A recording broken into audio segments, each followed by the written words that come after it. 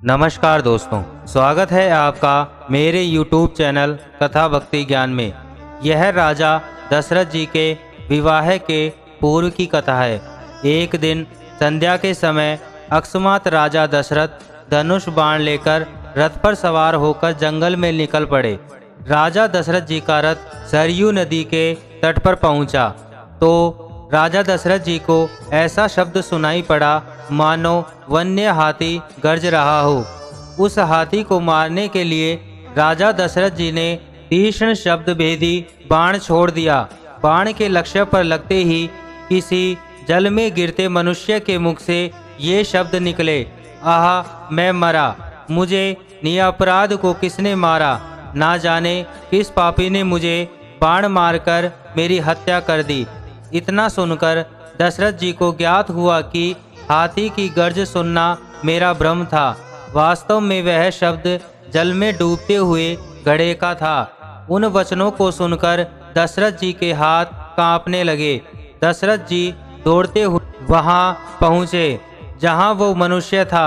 दशरथ जी ने देखा एक वनवासी युवक रक्त रंजित पड़ा है और पास में औंधा घड़ा जल में पड़ा है।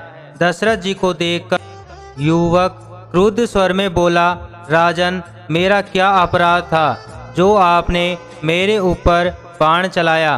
क्या मेरा यही अपराध है? मैं मेरे प्यासे वृद्ध माता पिता के लिए जल लेने आया था। राजा दशरथ जी पश्चाताप करते हुए बोले, मुझे लगा कि कोई हाथी नदी में पानी पीने आया है। उसकी आवाज़ सुनकर मैं शब्द भेदी बाण चला दिया। मुझे क्षमा कर दीजिए, मेरा इरादा कतई आपको मारने का नहीं था। वह मनुष्य राजा दशरथ जी को बोलता है, आप मेरा एक काम कर दीजिए, मेरे वृद्ध माता पिता थोड़ी दूर पर बैठे हुए हैं, ये जल का घड़ा ले जाकर उनकी प्यास बुझा दीजिए। और इतना बोलते ही उस मनुष्य ने अपने प्राण त्याग दिए। राजा दशरथ जी घड़े में जल भरकर श्रवण के माता पिता के पास पहुंचते हैं। दशरथ जी ने देखा वो दोनों अत्यंत दुर्बल और नेत्रहीन थे। दशरथ जी की आहट सुनते ही उन वृद्ध दंपति को लगा कि उनका बेटा श्रवण आ गया है।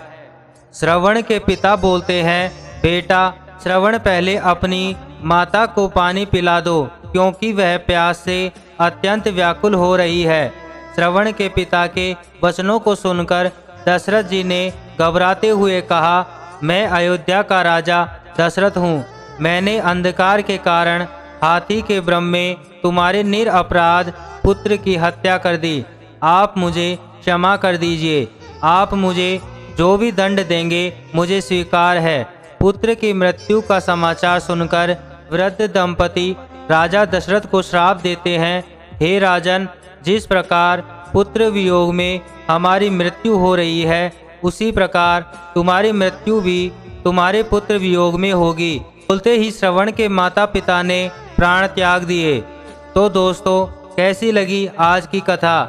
कमेंट करके ज़रूर बताएं और ऐसी ही ज्ञानवर्धक वीडियो देखने के लिए चैनल को सब्सक्राइब करें और वीडियो को लाइक करना ना भूलें।